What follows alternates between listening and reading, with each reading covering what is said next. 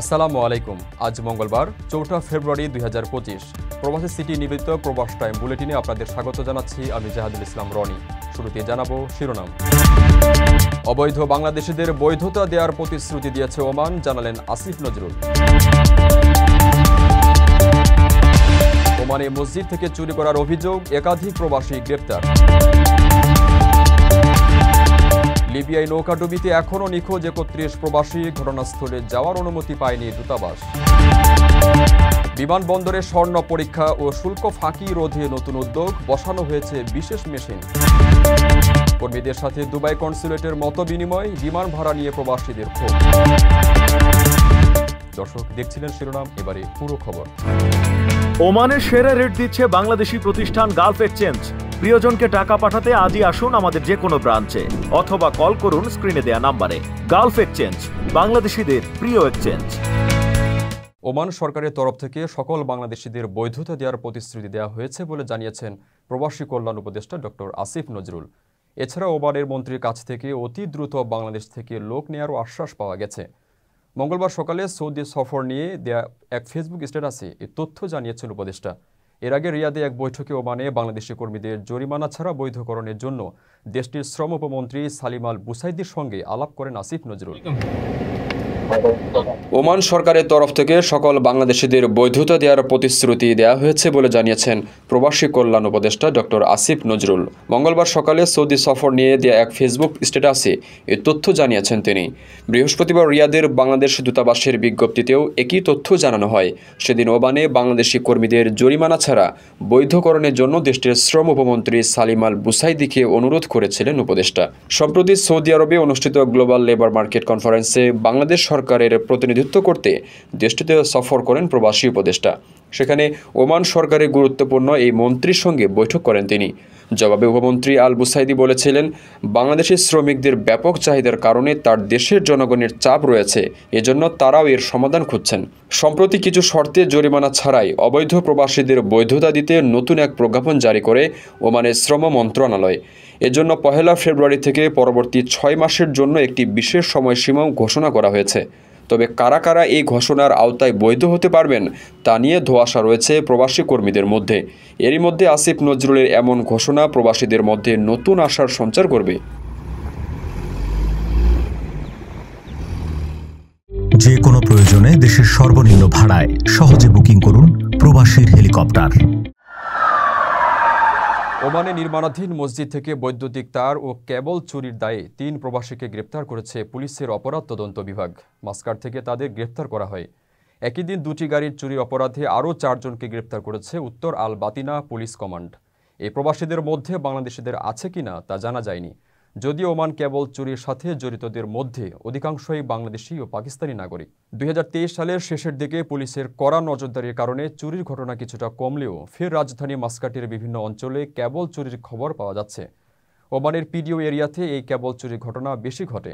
তামরিদ, হাইমা, মারমুল এবং শিল্পাঞ্চলগুলোতে এ ধরনের চুরি বেশি হয়। এসব কর্মকাণ্ডে জড়িত প্রবাসীরা সাধারণত এক রাতের কেবল চুরির আয় দিয়ে 1 মাস চালিয়ে নেন। চুরি করা কেবল পোড়ানোর জন্য রয়েছে আলাদা চুলা, যেখানে একসাথে কয়েক টন পর্যন্ত কেবল পোড়ানো হয়। 2 থেকে 3 ঘন্টা পুড়িয়ে কেবলের প্লাস্টিক এবং তামা আলাদা করে তামাগুলো চড়া দামে বিক্রি করে চোরচক্র। যদিও এর সাথে জড়িত ব্যবসায়ীরা বলছেন, আগে বেশ জমজমাট থাকলেও পুলিশের বাড়তি নজরদারির কারণে এখন এই ব্যবসা বেশ ঝুঁকিপূর্ণ হয়ে উঠছে।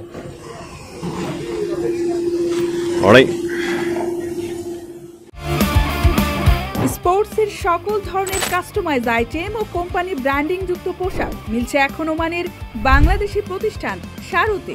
অর্ডার করতে যোগাযোগ করুন স্ক্রিনে দেওয়া নম্বরে।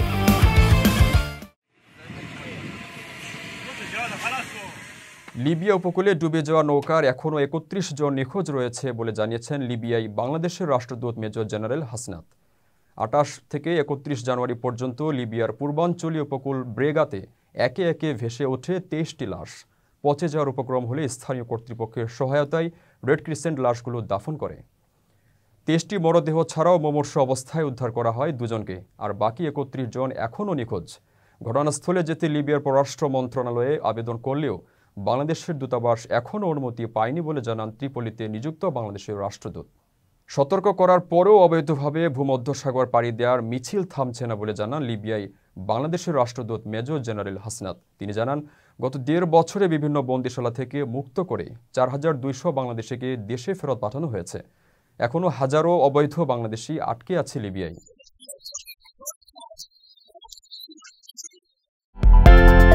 বিদেশ থেকে প্রিয়জনকে উপহার পাঠান প্রবাসী শপের মাধ্যমে। যোগাযোগ করুন স্ক্রিনে দেওয়া নম্বরে।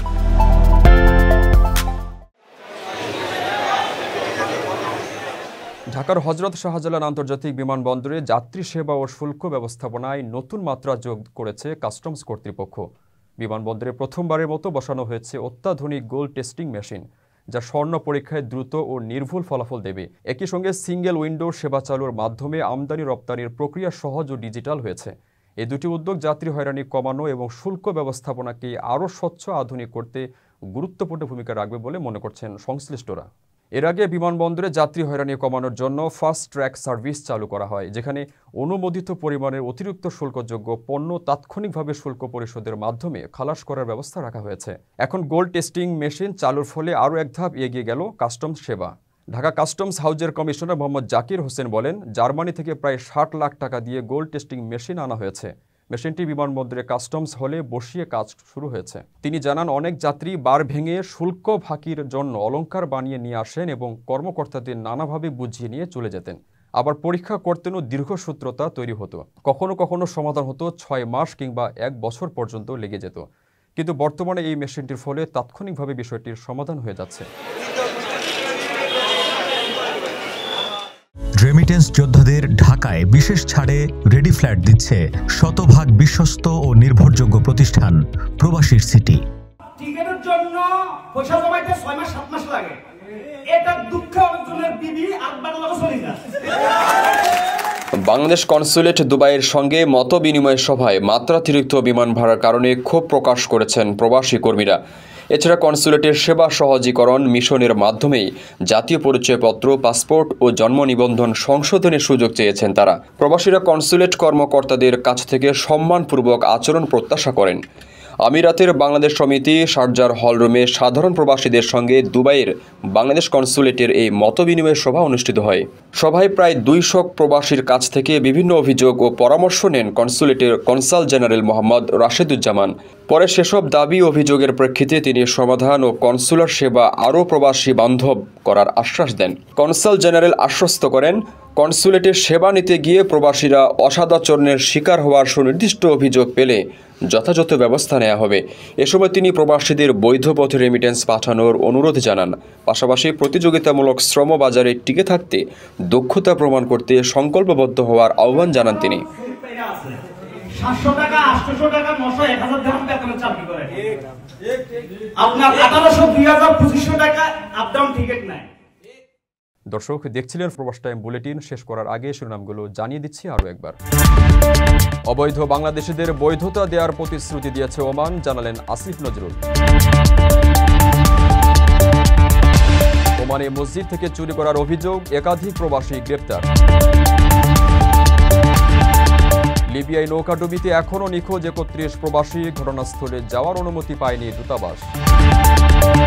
বিমানবন্দরে স্বর্ণ পরীক্ষা ও শুল্ক ফাঁকি রোধে নতুন উদ্যোগ, বসানো হয়েছে বিশেষ মেশিন। কর্মীদের সাথে দুবাই কনস্যুলেটের মতবিনিময়, বিমান ভাড়া নিয়ে প্রবাসীদের ক্ষোভ। এই ছিল প্রবাস টাইম বুলেটিনের আজকের আয়োজনে। প্রবাসের সর্বশেষ সংবাদ পেতে ভিজিট করুন www.probastime.net। সাবস্ক্রাইব করুন আমাদের ইউটিউব চ্যানেল এবং চোখ রাখুন ফেসবুক পেজে। পরবর্তী বুলেটিন দেখার আমন্ত্রণ জানিয়ে আজকের মতো বিদায় নিচ্ছি। আমি জাহাদুল ইসলাম রনি। সেই পর্যন্ত সবাই ভালো থাকবেন এবং নিরাপদে থাকবেন। আল্লাহ হাফেজ।